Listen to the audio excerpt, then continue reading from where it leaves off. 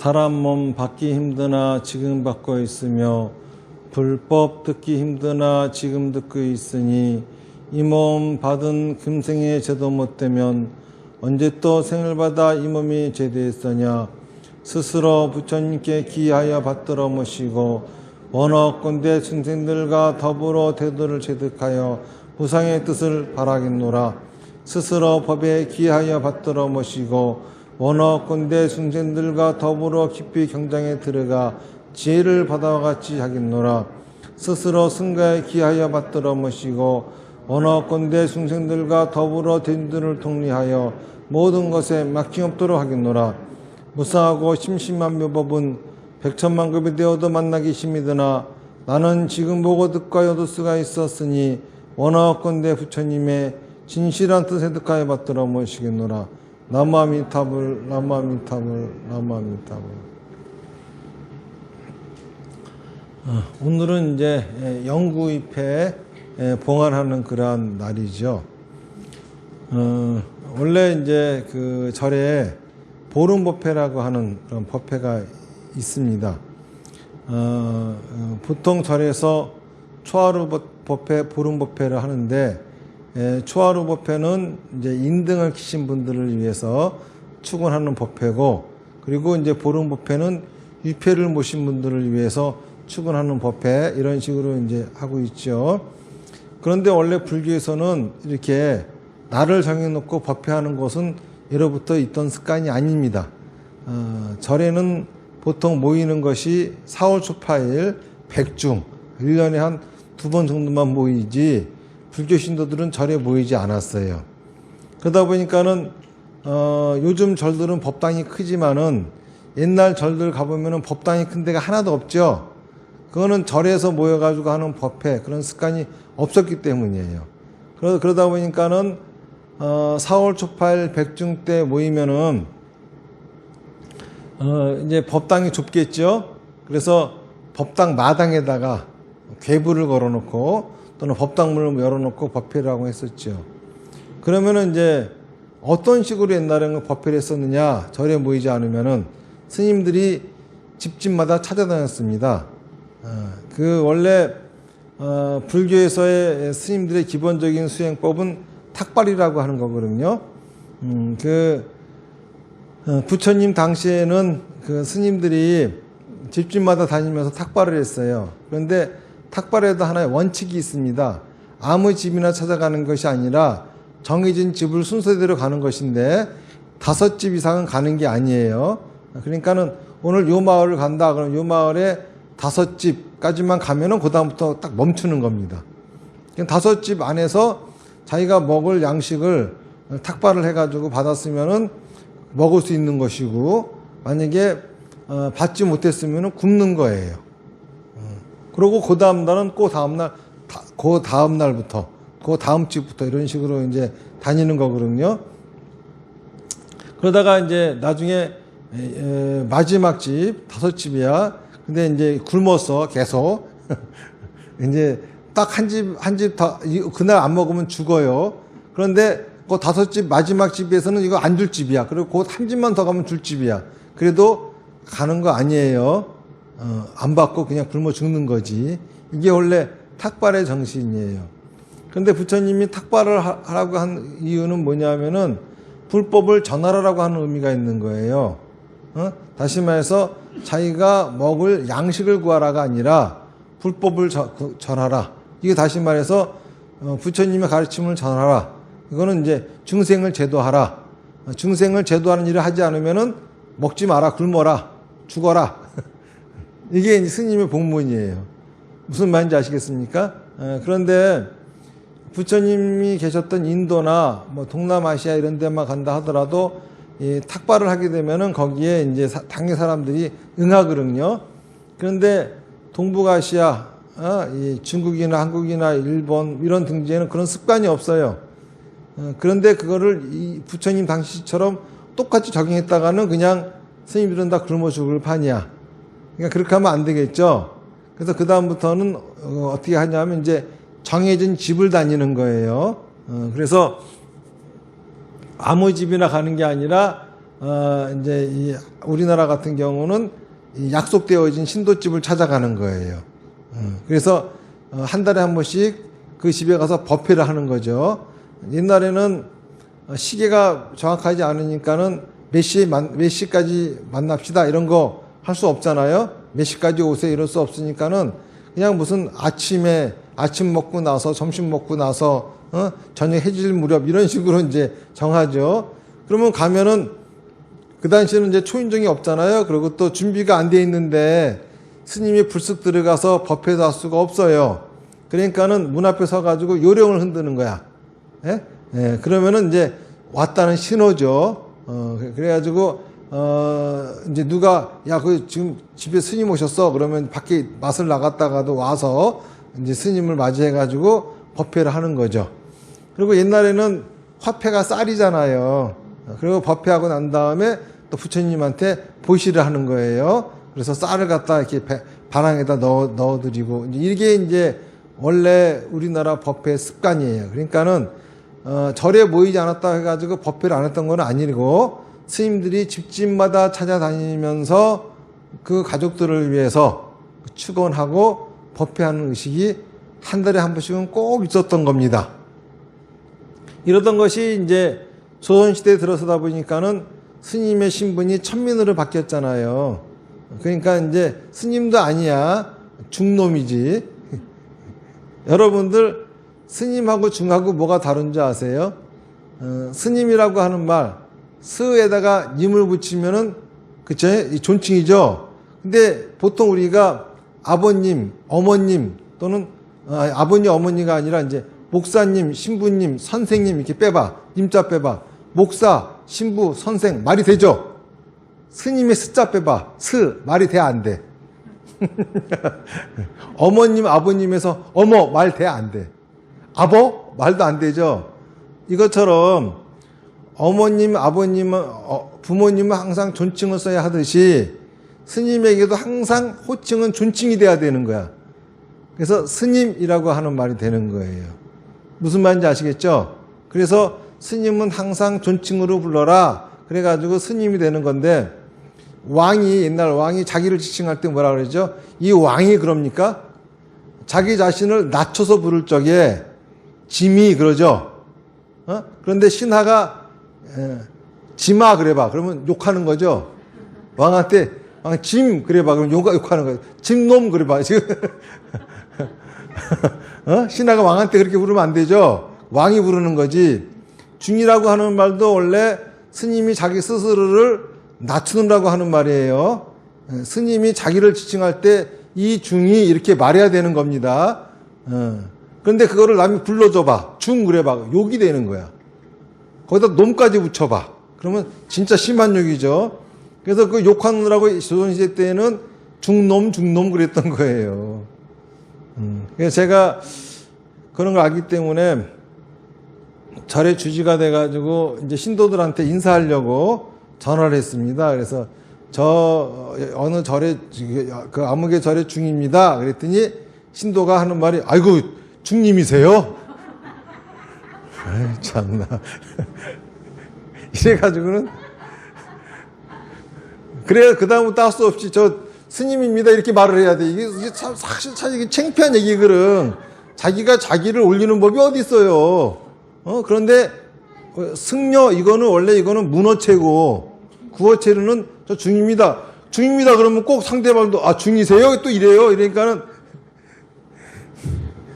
자기를 낮춰서 말을 할 수가 없어 도대체가. 그리고 이제 또 대놓고 또 막 중중거립니다.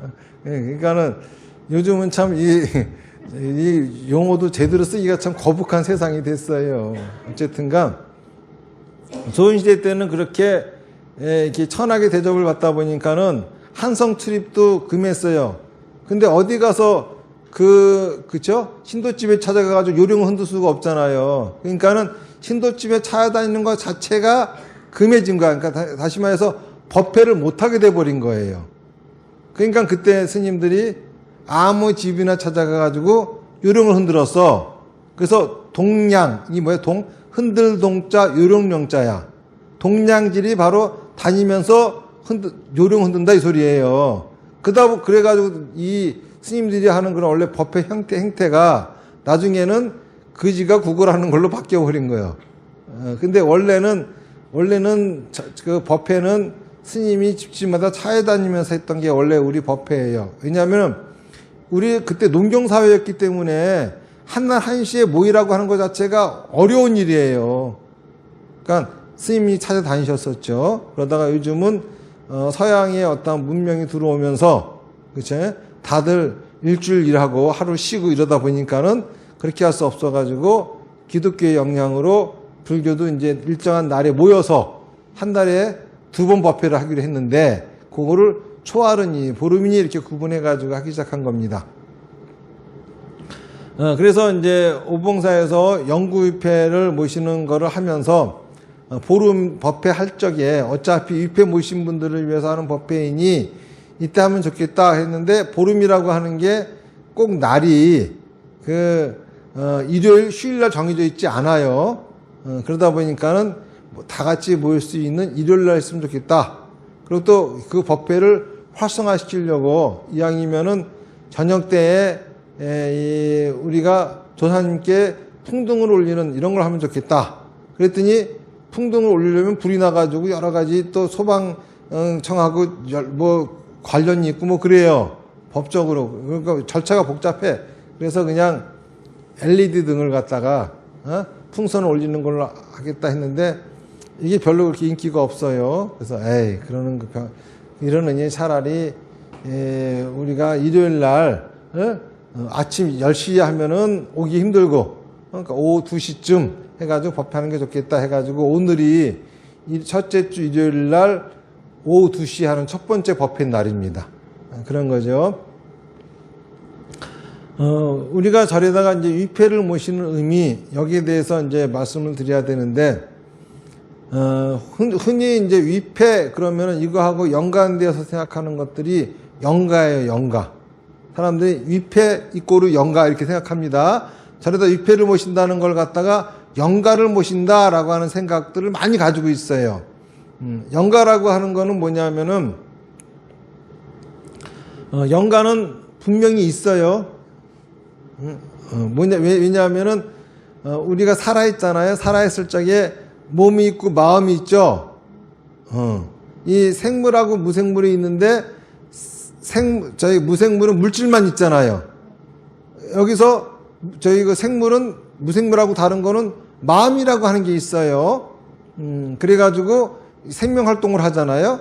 그러니까 무생물에게 생명 활동을 하는 그 뭔가가 이게 바로 마음이거든. 이거를 가지고서 우리가 무슨 이 죽으면은 영간이 뭐니 이렇게 얘기를 하는 거죠. 정신이니. 그러니까는 살아생전에 우리가 몸하고 마음이 있듯이 그치? 이때는 그 마음이에요. 근데 문제는 죽었다라고 하는 거는 물질만 남고 마음은 어디론가 가버린 거죠. 그러면 죽고 난 다음에 요 마음만이 존재하느냐 존재하지 않느냐야. 요거를 가르쳐 가지고 우리가 귀신이다 무슨 혼이다 영이다 뭐 여러 가지 얘기를 합니다. 그런데 불교적인 이론에서 보면은 없다라고 하는 게 답이에요. 왜 그러냐 하면은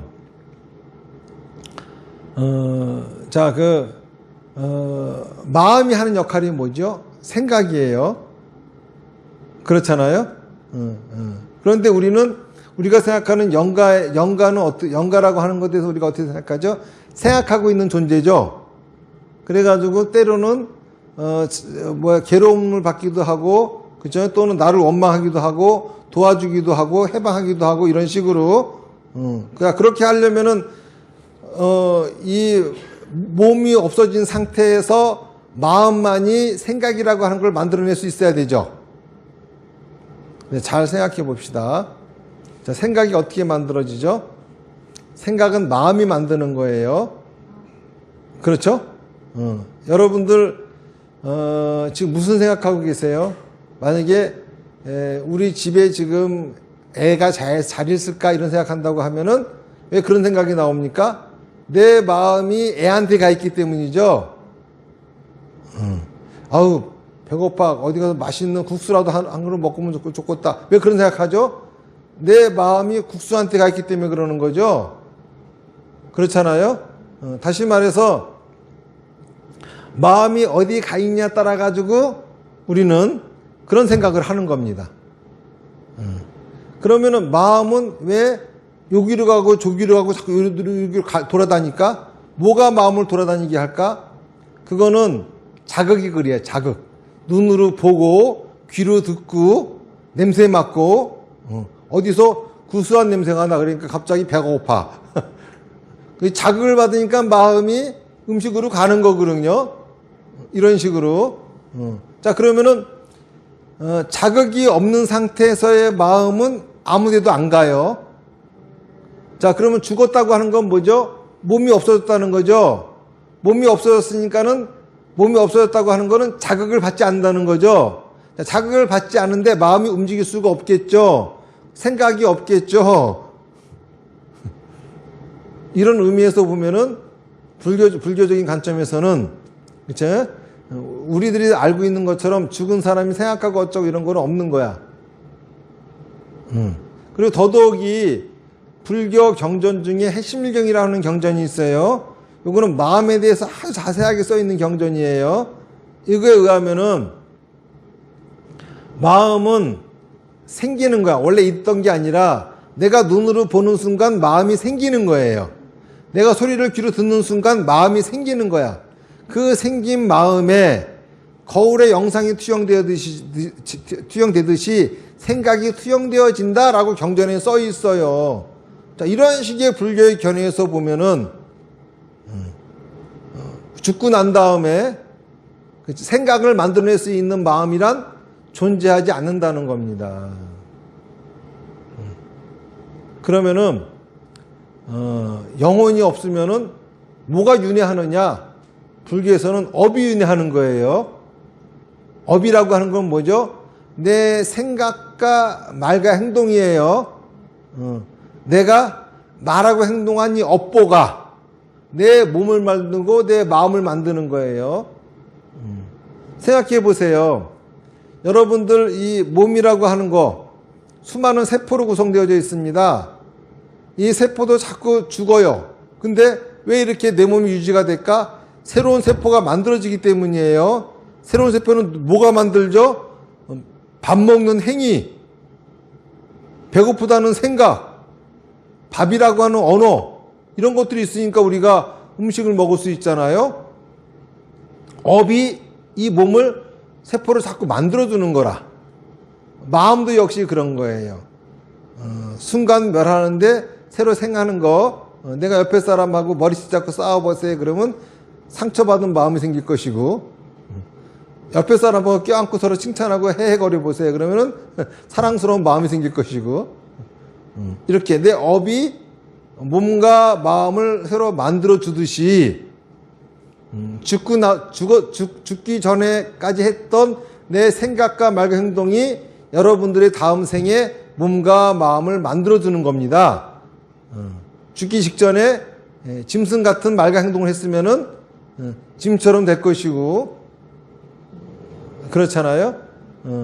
또 신과 같이 했으면 신이 될 것이고, 이런 식으로. 자, 윤회하는 주체는 업이에요. 자, 이런 의미에서 불교에서 얘기하는 이 영가는 없어요. 그런데 물론 이런 거는 있어요. 열반경이라고 하는 경전을 보면은 또 이렇게 되어 있어요. 뭐냐 하면은, 이제 불교 이론에서는 몸이 없으면 생각을 못 하잖아요. 그러니까 이거를 갖다가 죽은 사람은 죽자마자 죽은 사람의 보이지 않는 몸이 생긴다, 또 이렇게 놨어, 또. 이런 구절도 있긴 있어요. 그런데 이제, 뭔가 이 열반경 자체가 좀 후기에 만들어졌기 때문에, 어쨌든 간, 중요한 거는,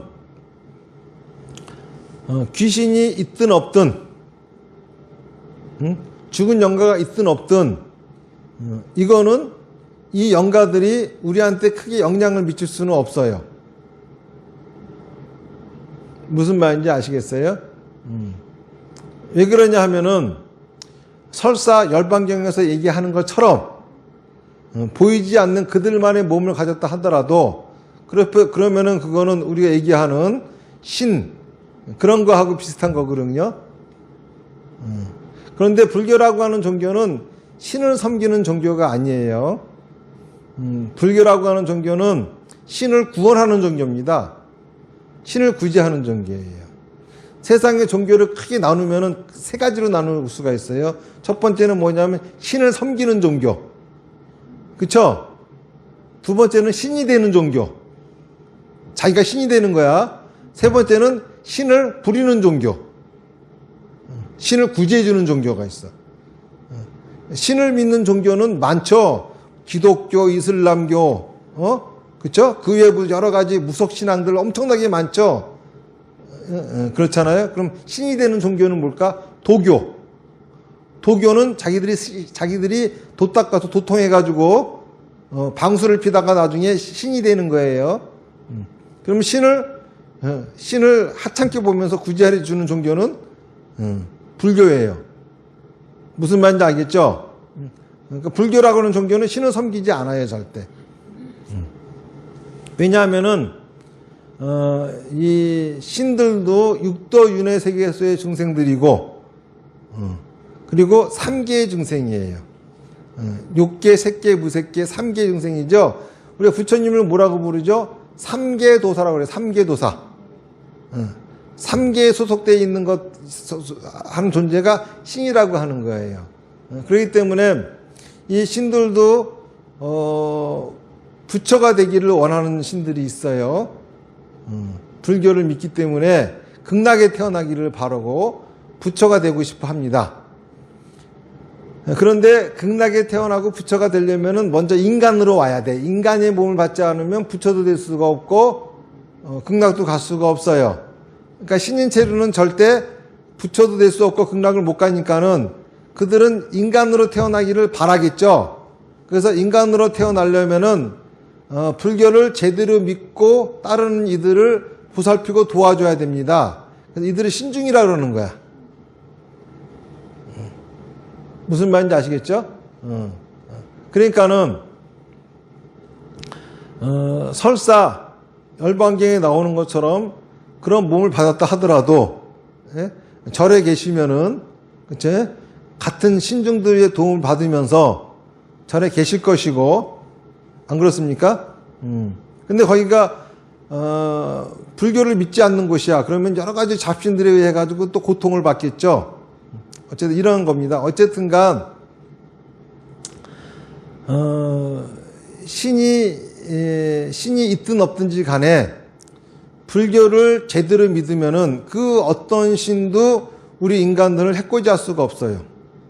보호해줄 수밖에 없습니다. 그러니까는 신이 있든 없든 중요하지 않겠죠.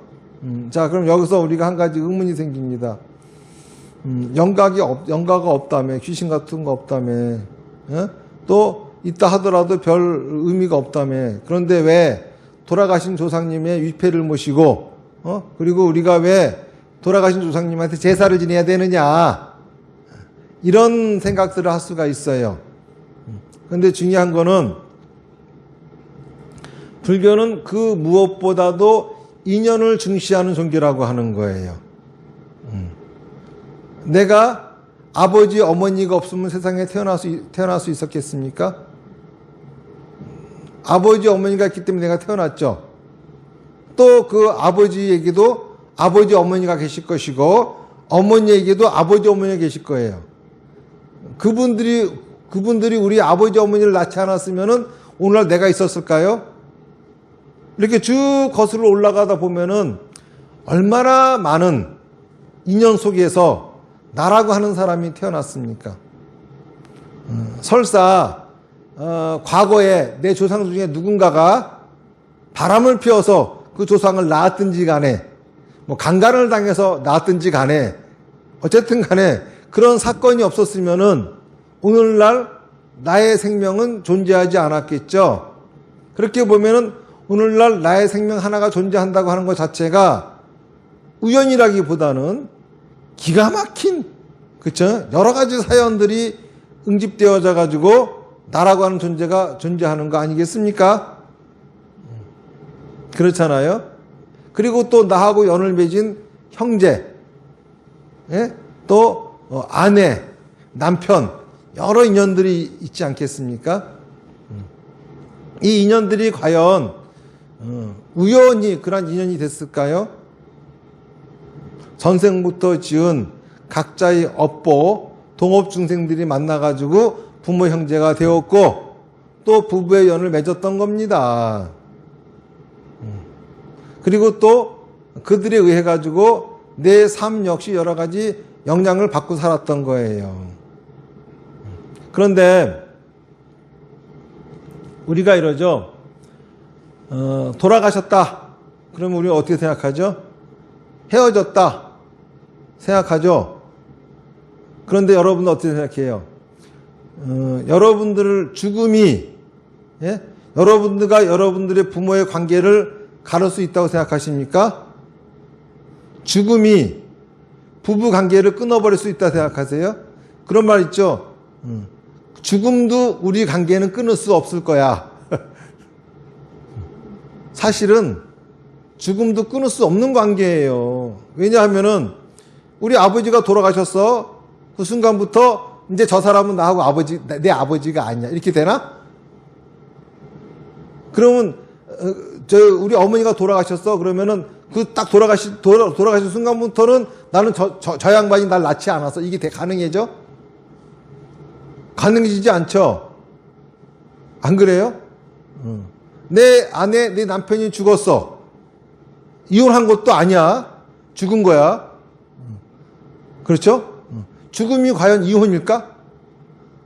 근데 죽었으니까 이제 너는 나하고 아무것도 아니야. 이게 돼요? 안 되는 거죠. 그렇죠? 또 그래서도 안 되는 거죠. 뭐 의가 상해가지고 서로 헤어진 거야? 우리가 의가 상해서 연을 끊은 겁니까? 그런 거 아니죠. 그래, 부모 형제중 간에도 의가 상해가지고 연 끊어버리면은, 그쵸? 그렇게 될 수 있다고 쳐. 그런데 죽음이 의가 상하게 한 것도 아니고 연을 끊어낸 것도 아니잖아요. 그러면은 헤어지면 안 되잖아요. 그럼 죽은 사람이 나하고의 관계를 붙잡을 수 있을까? 가능합니까? 죽은 사람이 나하고 관계를 붙잡을 수는 없겠죠? 살아있는 내가 관계를 지속해야 되는 겁니다.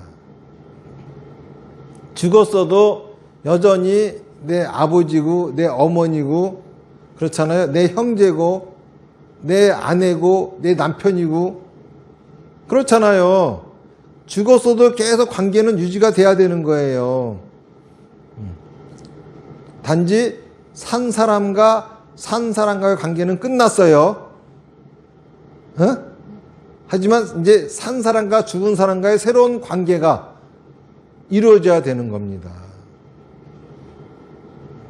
무슨 말인지 아시겠죠? 내가 기억하고 있는 한은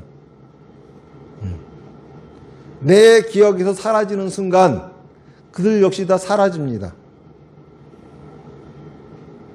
무슨 말인지 아시겠죠? 그러니까 적어도 내가 기억하고 있는 한은 그분들이 어딘가에 계셔야 되겠죠? 그래서 만드는 것이 유폐예요. 무슨 말인지 아시겠습니까? 우리 어머니가 지금 병원에서 식물인간으로 누워 계셔.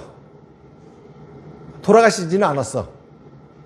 살아계시죠? 뿌듯하죠? 왜 뿌듯해? 식물인간이라서 말도 못하고 아무것도 못하지만은 그래도 나하고 연이 끊어졌다고, 나하고 이별한 게 아니라고 하는 생각이 드니까 그런 거야. 우리 어머니가 오봉사에 유폐로 계셔.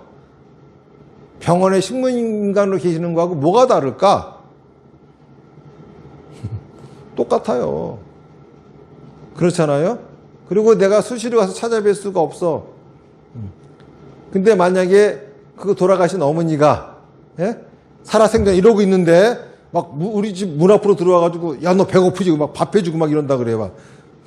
그러면은 반갑겠어? 깜짝 놀라겠죠? 죽은 사람은 죽은 사람스러워야 되는 거야. 죽은 사람이 산 사람처럼 등장하는 걸 우리가 뭐라고 하는지 알아요? 귀신이다 그러는 거야. 죽은 사람을 제대로 추모하지 않으면 귀신이 돼요. 무슨 말인지 아시겠습니까? 귀신이 돼서 앞에서 등장하는 거는 좋은 게 아니야. 귀신이 돼가지고 자꾸 나한테 말 거는 것 같고, 귀신이 돼가지고 자꾸 내가 하는 일에 관여하는 것 같고, 그렇지 않죠. 하지만은, 오봉사에 딱 계신다고 생각을 해보세요. 그럼 항상 든든해. 나의 응원군이야. 나의 보디가드야. 그쵸? 내 편이 있어, 내 편이.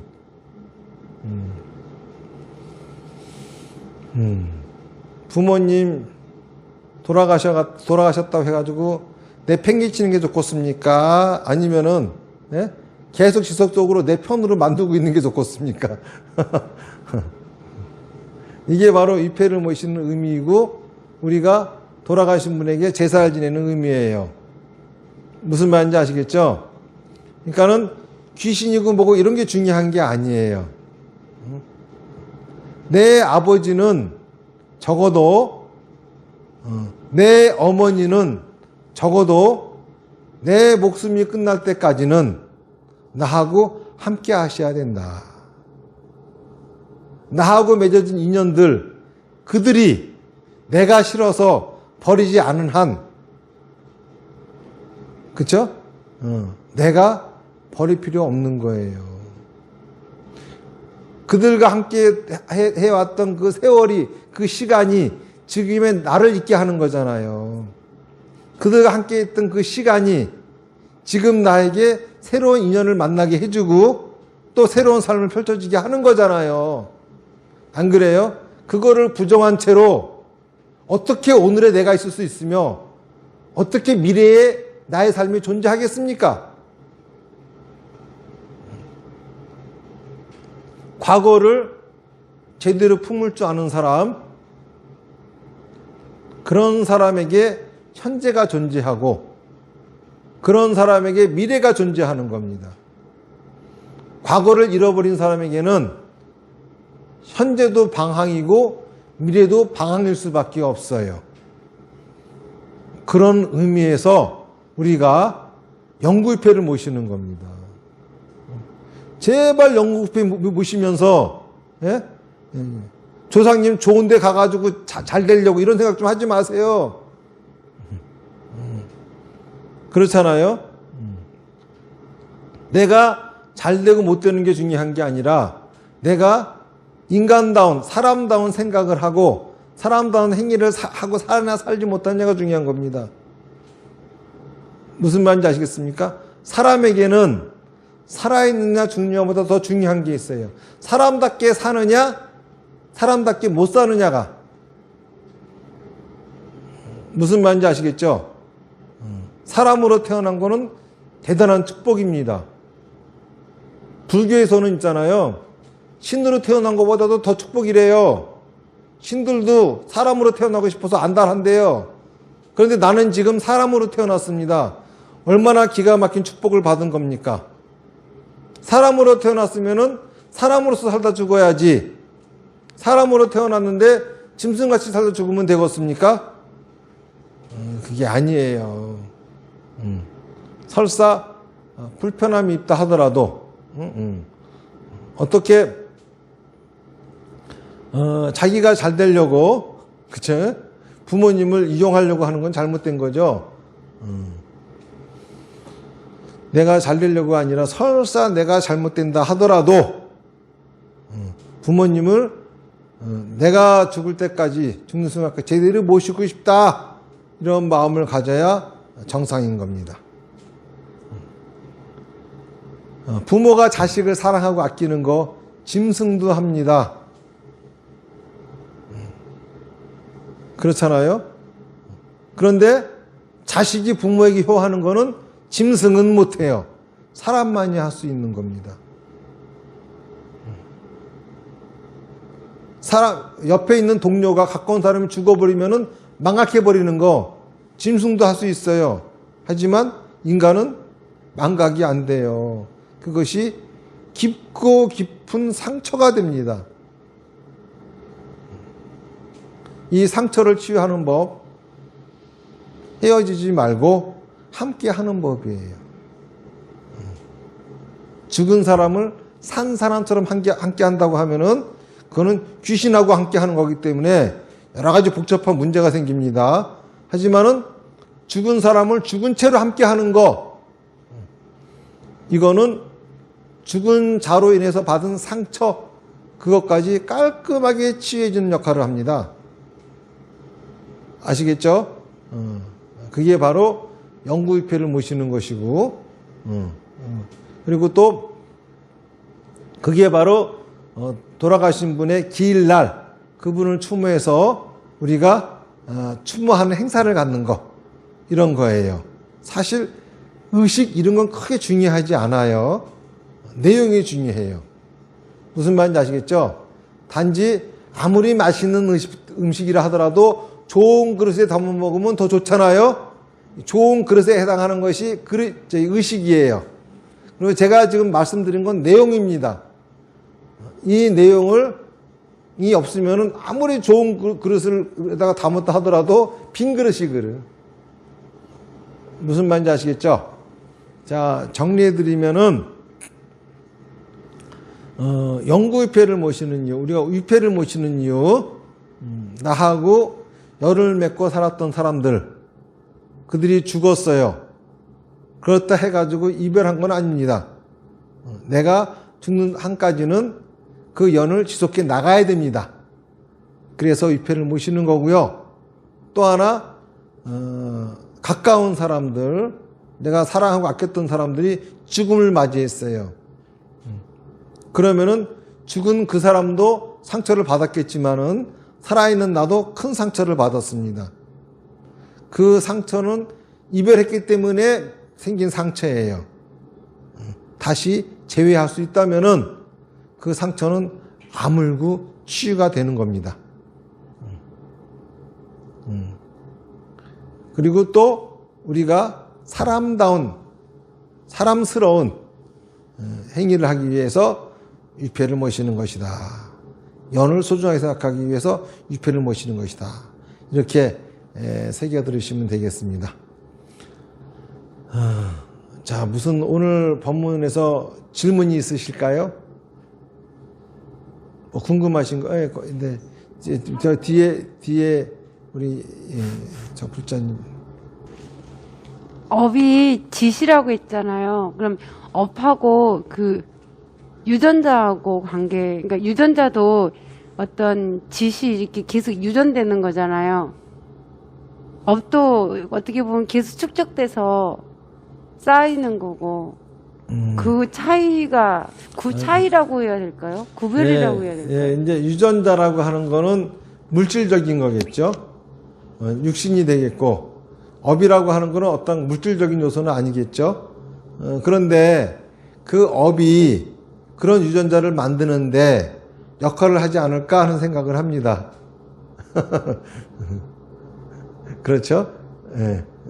중요한 거는 유전자와 업이 같으냐 다르냐 이것보다도 더 중요한 거는 내가 한 생각과 말과 행동, 그것이 나의 환경을 결정해주고 그거로 인해 가지고 내가 행복해질 수도 있고 불행해질 수도 있고 내가 잘 살 수도 있고 못 살 수도 있고 그렇다는 게 중요한 거죠.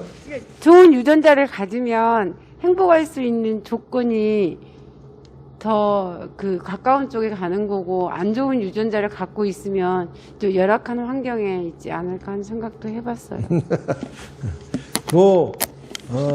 그럴 수도 있겠죠. 그거는 거꾸로 얘기하면은 좋은 집안에 태어나면은, 그쵸? 더 행복할 가능성이 있고, 나쁜 집안에 태어나면은 불행할 가능성이 높고, 그거는 그래요.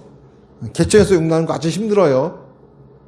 하늘에서 용나는 거는 별로 어렵지 않지만은, 그렇죠? 그야 그렇겠지만은, 그렇다 하더라도, 자기 유전자가 어떻든지 간에, 자기 환경이 어떻든지 간에 중요한 거는, 내가 오늘부터라도 달리, 다른 삶을 산다면은, 내가 이전까지 했던 거와 다른 생각과 말과 행동을 할 수 있다면은 분명히 나의 미래는 바뀐다는 겁니다. 이게 더 중요한 거예요. 내가 처한 환경은 바뀐다는 거예요. 내가 아무리 지금 지옥같이 끔찍한 환경에 놓여 있다 하더라도 그 환경이 내가 이전까지 한 내 생각과 말과 행동에 의해서 결정되어졌다고 하는 걸 알기만 한다면은, 그렇죠? 그러면은 내가 내 생각과 말과 행동을 바꿔야 되겠구나 해서 바꾼다면은 바뀐다는 거예요. 어떻게 바꿔야 될까? 요거를 잘 배우는 게 불교입니다. 네, 저기 뒤에 좀 마이크하고 좀 갖다 드리세요. 이거 잡고 하면 되나요? 네, 저는 그 스님의 이제 그 법문을 이렇게 들으면서 제가 공부했던 거 지금까지 저는 그 천지파량경을 주로 좀 많이 했어요. 근데 나는 그 경을 제가 들으면서 또 하면서 느낀 거는 이 세상에 존재하는 거는 음과 양인데 저는 이전에는 이런 생각을 전혀 못했어요. 그러다가 천지파량경을 굉장히 많이 하면서 제가 느낀 것은 내가 생각하는, 그러니까 지금 이제 업이라는 말씀을 하시는데 내가 생각하는, 그러니까 내가 좋게 생각하는 주파수를 맞추면 모든 게 좋게 굴러가는 듯한 생각이 들어요. 근데 내가 조금이라도 마음속에 어떠한 사악한 생각이나 나쁜 생각을 하게 되면 그러한 일들이 오는 것 같아요. 그래서 제가 좀 변화가 온 거는 스님의 법문을 들으면서 이런 마음을 굳혔어요.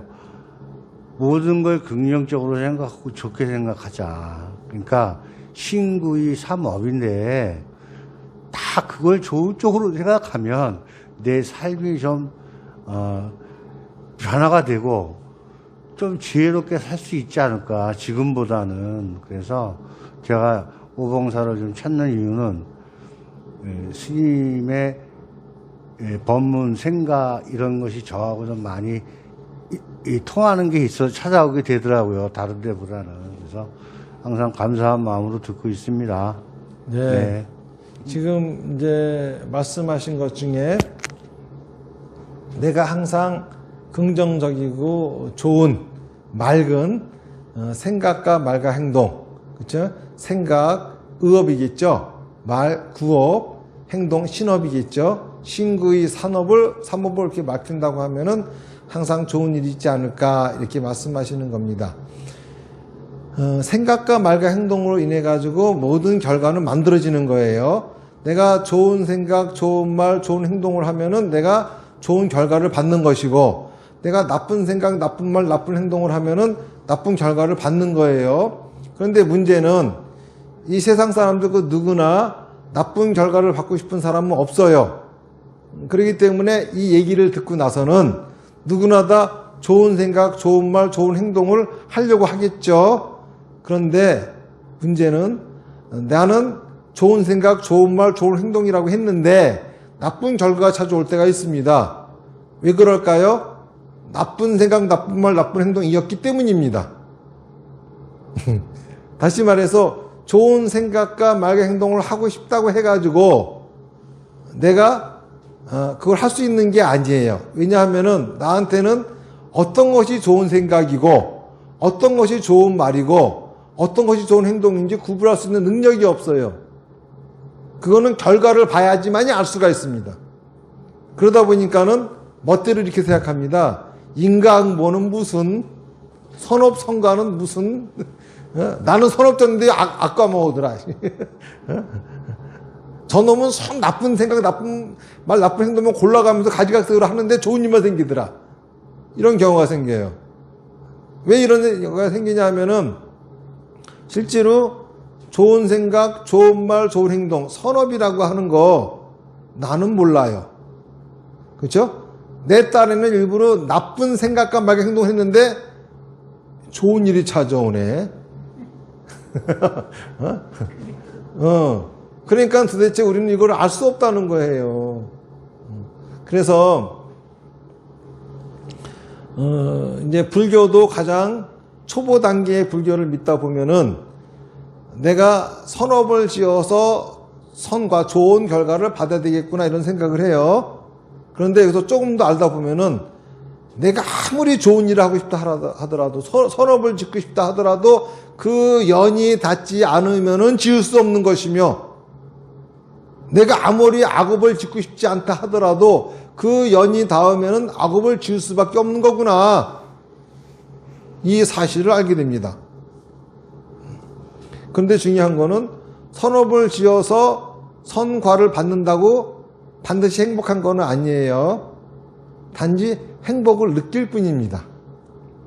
악업을 지어서 악과를 받는다고 해가지고 반드시 불행한 거 아니에요.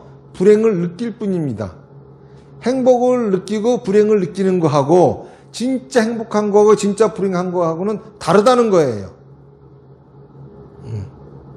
중요한 거는 내가 선업을 지었든 악업을 지었든 그래서 나한테 찾아오는 과보가 악과든 선과든지 간에 피하지 않고 다 받아내는 마음을 먹는다면은 행복한 것이요. 어떻게든지 유행어를 피해가지고 좋은 결과만 얻으려고 한다고 하면은 불행한 것이라고 하는 거예요. 왜 그러냐 하면은 어떤 업을 지었든지 간에 받아서 다 소멸시키고자 한다고 하면은 그거는 자기 업을 연료 삼아서 활활 타는 완전 연소하는 삶을 사는 것이요. 그렇지 않고 내가 지은 업보를 골라가면서 나쁜 거는 받지 않고 좋은 결과만 받으려고 살아가는 삶은 결국은 태우지 못하는 불완전 연소의 삶, 인생의 독가스만 모락모락 피어나오는 자유롭지 못한 속박의 삶을 살게 된다는 거죠. 무슨 얘기인지 아시겠죠? 그러니까는 가장 중요한 거는 좋은 생각, 좋은 말, 좋은 행동보다 더 중요한 것은 나한테 찾아온 어떠한 결과를 하더라도 피하지 않고 더 좋은 미래를 만들기 위해서 노력해 나간다. 이게 중요한 거고. 그리고 또 하나 아무리 좋은 생각을 가졌다 하더라도 말하고 행동하지 않으면 좋은 일은 안 생겨요. 아무리 나쁜 생각을 하고 있다 하더라도 말하고 행동하지 않으면 나쁜 일은 안 벌어집니다. 생각하고 있는 거는 단지 망상에 불과할 뿐입니다. 생각을 몸으로 옮겨야지만이 현실이 돼요. 무슨 말인지 아시겠습니까? 나쁜 생각이 있다면은 이거를 잘 순화시켜가지고 없애세요. 나쁜 생각은 그쵸? 나쁘지 않게 말하고 행동하세요. 좋은 생각은 더 좋게 말하고 행동하세요. 그랬는데도 불구하고 그쵸? 좋은 생각을 잘 했는데 이게 결과가 나빠지고 나쁜 생각을 그쵸? 했는데 이게 또 좋은 일로 벌어지고 다 내 업보니까는 그쵸? 달게 받으면서 그것을 연료 삼아 그쵸? 또 새로운 실패의 경험으로는 지혜를 쌓고 성공의 경험으로는 복덕을 쌓아나가는 그러한 삶을 살아야 됩니다. 우리 거사님 질문에 대답이 됐죠? 네. 자, 다른 분, 여기 또 앞에 또 계시네요.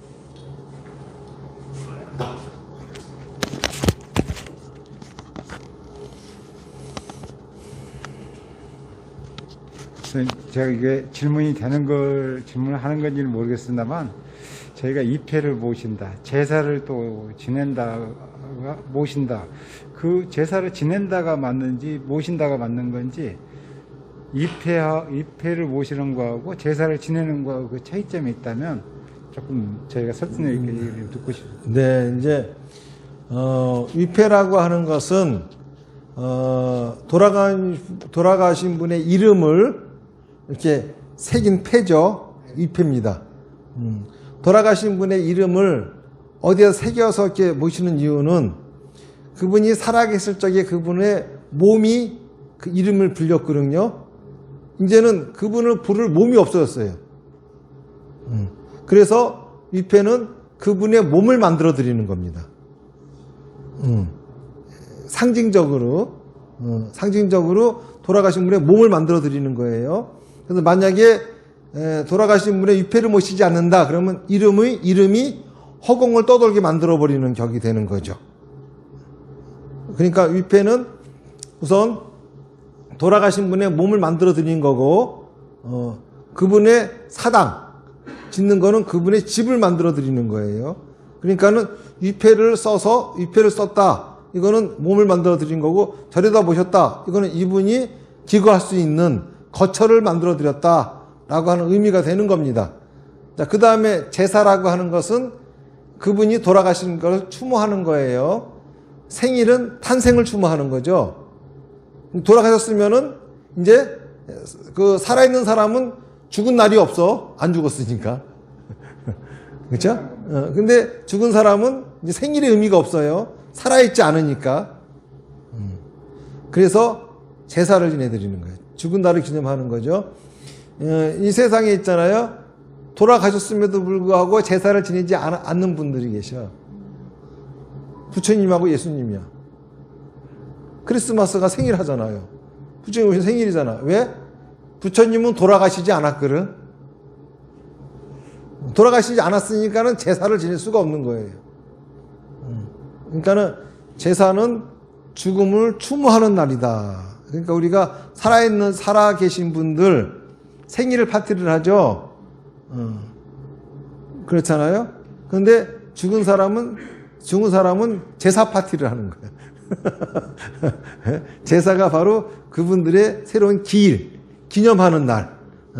그러니까 생일은 살아서 만난 날이고 죽어서는 죽은 분하고 나하고 새로 만난 날. 그분의 죽음이 탄생한 날입니다.